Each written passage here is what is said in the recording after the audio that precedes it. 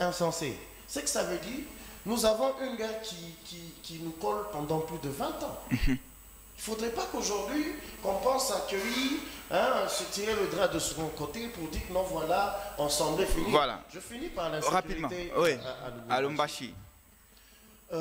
C'est pas aussi la première fois. Je ne justifie pas ça. C'est chaotique parce que même dans mon quartier où je vis, il y a eu ces exactions-là. Ça veut dire quoi? La chose qui était mal construite a pris l'ampleur depuis son temps et est restée constamment comme ça. Quand je parle de la sécurité, c'est que ce n'est pas une chose qui se fait du matin au soir. C'est que ça veut dire, les mêmes personnes qu'on instruit, ce sont les mêmes personnes qui d'ailleurs, comment ils ont été recrutés. Parce que la sécurité, ce n'est pas, on ne parlera pas du gouverneur, on ne parlera pas de tous qui sont officiels. Hein. Je parle de ceux qui sont de service. L'armée, la police et tout ce genre-là. Comment ils se comportent sur le terrain et quand vous regardez l'échelon, le président Félix, depuis qu'il est là, il a lancé son recrutement depuis quand? Et quels sont les éléments qui sont sur le terrain? Donc vous remettez en cause là, le recrutement qui a été fait.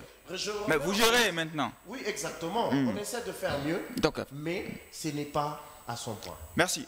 Je vais maintenant poser la question. Je commence avec vous, Florent Moukeba. On rentre parce que l'État nous presse. Avec la configuration de l'Union sacrée, tout le visage qu'on a vu, des grands leaders politiques, quelle place vous donnez, quelle place justement pour l'opposition maintenant? Avec la configuration de l'Union sacrée, l'opposition est appelée à disparaître ou vous pensez qu'il aura également un poids en perspective électorale? Ne peut disparaître que tout ce qui est viable, franchement. Moi, je me demande même quand il parlait de l'opposition... Ah, donc vous pensez qu'elle n'existe même plus? En tout cas, c'est pas possible. Je l'ai dit et je le répète, ne peut disparaître que tout ce qui est viable. Au rang d'une opposition, je ne sais pas... Je peur de... Moïse Katumbi, Martin Fayulu, Matata Mpogno, Délice Sanga, possiblement également quelques membres du FCC, vous pensez qu'il n'y a pas de poids? Bon, si déjà le FCC était si puissant, comment ça n'existe plus aujourd'hui? Mais ça existe, dans les faits, le FCC est là. Permettez de ne pas répondre parce que je vous évite ça. Mais vous n'allez pas m'apprendre que FCC continue et ça continue à nous mettre les crocs en jambe comme avant. C'est pour dire que ça n'existe plus. Aujourd'hui, attention, s'il vous plaît, ne me citez pas Moïse Katumbi. Mais pourquoi? Pourquoi? Je préfère discuter peut-être avec mon frère en face que Moïse, c'est pas un politicien. Il faut arrêter certains... Bon, on va éviter de citer les gens qui ne sont pas là. Non, je n'irai pas loin, je m'arrête là. C'est pour dire ceci. Quand vous parlez de Moïse opposant, combien de fois il a décrié la guerre à l'Est? Matata, pareil. Délice Sanga. Ils l'ont fait plusieurs fois. Il y a une marche qui est en gestation pour le 13 mai. Ils seront à Kinshasa. Ça va dénoncer la vie chère, ça va dénoncer la guerre à l'Est, bien sûr. En tout cas, si ça arrive... le 13 mai. Hein. Si c'est le 13, bon, moi j'attends voir. Parce qu'à mon niveau, en tout cas, je n'ai pas cette information. Ah, merci. Voilà. Alors, Gabriel Makinga, quelle chance pour vous, opposants aujourd'hui, avec cette méga plateforme politique de l'Union sacrée? Merci beaucoup. D'ailleurs, si peut-être ceux qui gèrent la République ne sont pas informés que l'opposition a marché dans ces pays au mois de mars pour condamner l'agression à l'Est, ça me désole, ça prouve à suffisance que ceux qui nous dirigent ne se préoccupent pas même de l'information qui circule au sein de la République. Et si ceux qui nous dirigent ne sont pas informés, pas plus tard qu'il y a 3 jours, Matata Pogno, à haute intelligible voix, a condamné l'agression à l'Est sur une chaîne sœur à vous, une chaîne française. Pas plus tard qu'aujourd'hui matin, à la RFI, Matata Pogno est revenu condamnant cette agression à l'Est en citant nommément le Rwanda qui utilise sa M23. Ça me fait très mal dans ma peau d'entendre qu'un Congolais qui est dans un parti politique au pouvoir n'a pas toutes ces informations. Et je l'amène alors à aller lire aujourd'hui ce médias sociaux qui nous aident à véhiculer de manière plus rapide certaines informations capitales où tous les leaders de l'opposition ont condamné cette agression, notamment Moïse Katumbi. Je ne suis pas son avocat, mais il en a condamné. Qu'ils aillent lire les pages officielles de ces politiques congolais qui a condamné. Et cette façon de faire les choses, quand on est avec quelqu'un, il est politique. Quand il n'est plus avec vous, il n'est plus politique. Moi, j'estime que ce n'est pas la meilleure façon de faire la politique. Il a été avec eux l'un des piliers de leur ex-Union sacrée, Moïse Katumbi. Ils ont vanté les mérites de Moïse Katumbi. Mais aujourd'hui, il n'est plus politique parce qu'il n'est plus avec l'Union sacrée. Quand il était avec eux, c'était leur politique par excellence. Aujourd'hui, ils disent que monsieur n'est pas politique. Et je me dis que c'est le français que le chef de l'État utilise quand il prononce ses discours.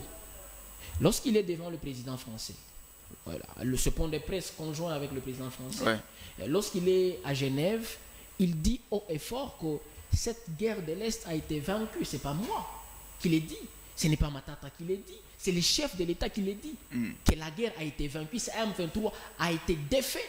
C'est le chef de l'État qui l'a dit, c'est pas Matata. Il a tiré ça d'où? Je ne sais pas, mais fort malheureusement, celui qui est en face de moi, c'est même à contredire le propos qui sont venus de la bouche du chef de l'État, celui qui a placé là où il est actuellement. Ça me désole et puis ça décrédibilise leur famille politique. Ça démontre purement et simplement même un système de communication conjoint au sein de cette famille politique, ça n'existe pas. C'est pourquoi nous sommes aujourd'hui incapables en tant qu'État d'avoir une communication uniforme sur la guerre à l'Est.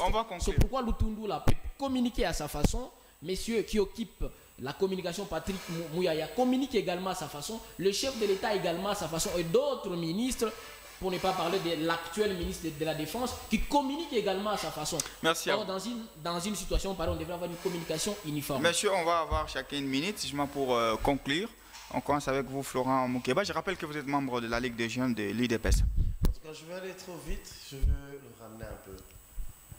Je veux le ramener un peu. Apparemment, il pense être plus professeur que tout le monde. Ça veut dire ceci.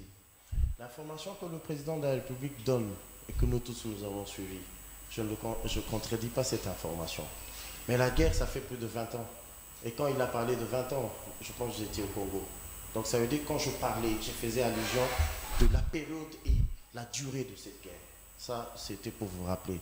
Autre chose, quand j'insiste sur Moïse Katumbi, Moïse avait des postes clés. Et je me demande quand il part, c'est parce qu'il a fait quoi? Il a bien réussi ou il n'a pas bien réussi? C'est pour ça que je le trouve, il est dans la face d'un homme politique, à mon sens. Voilà. En fait, dans ce que nous devons retenir, c'est que il ne faudrait pas qu'on soit à cette habitude-là de se dire l'opposition, surtout l'unique opposition qui a toujours eu au Congo, c'était l'UDPS, aujourd'hui au pouvoir, que c'est l'opposition qui bouffe et qui semble secouer la chose. Quand je dis que je ne sens pas l'opposition, c'est que ça ne ramène rien de positif dans tout ce qu'ils font. C'est comme quand ils sont en train de réclamer dans leur truc, je ne sais pas, machin, ou sur Camagnol là-bas, qu'il faudrait reprendre la CENI. Mais ils ne sont pas enrôlés. Et quand ils vont reprendre la CENI, on va reprendre aussi l'enrôlement pour eux. D'abord, à ce point-là, vous ne trouvez pas qu'il y a un vide? Vous faites une chose et son contraire, vous demandez une chose et son contraire. Il faut être sérieux. Même quand vous dites que vous allez marcher parce que Matata a fait cette sortie, combien de fois il a fait cette sortie? Ou il a fait cette sortie parce qu'il y a eu autant de plaintes à ce sujet. Moïse sur France 24, il n'a pas pu le faire. Matata, ce n'est pas aujourd'hui qu'il a dit qu'il partait dans l'opposition. Combien de fois il a eu à le faire? Il ne faut pas nous endormir avec ce genre de choses. Je finis par dire une chose. Dans la gestion que nous avons, trop positif, c'est que ça veut dire qu'on ne dépend pas ni de l'Union sacrée, je parle en tant que UDPS, ni de l'Union sacrée, ni de l'opposition. Parce que notre cahier des charges, le cahier des charges du président de la République, est en train d'avancer normalement, avec beaucoup de preuves, à moins qu'il ne soit pas au Congo. Bien dit. Gabriel Makinga, votre conclusion, une minute.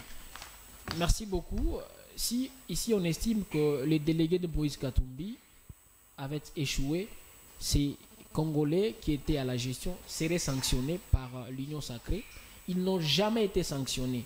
Parce que la preuve par excellence dans la gestion d'un État, si vous gérez sérieusement un État, lorsque vous estimez que ceux qui gèrent ont échoué, vous les sanctionnez. Mais ils n'ont jamais été sanctionnés jusqu'à leur départ. C'est après leur départ qu'ils veulent faire gober à la population qu'ils ont échoué. Non, ils n'ont pas échoué. Ils ont été incapables de les sanctionner si ces gens-là avaient échoué à son temps. Moi, ce que je dis, que la population qui nous suit actuellement doit continuer à se regrouper autour de cette opposition qui apporte des solutions, cette opposition qui apporte des réflexions sur table. Je comprends toujours ceux du pouvoir qui pensent qu'il n'y en a plus de l'opposition en face. Oui, je suis d'accord qu'il n'y en a plus d'opposition barbare. Quand nous on marche, vous ne verrez pas un bien de la République être cassé.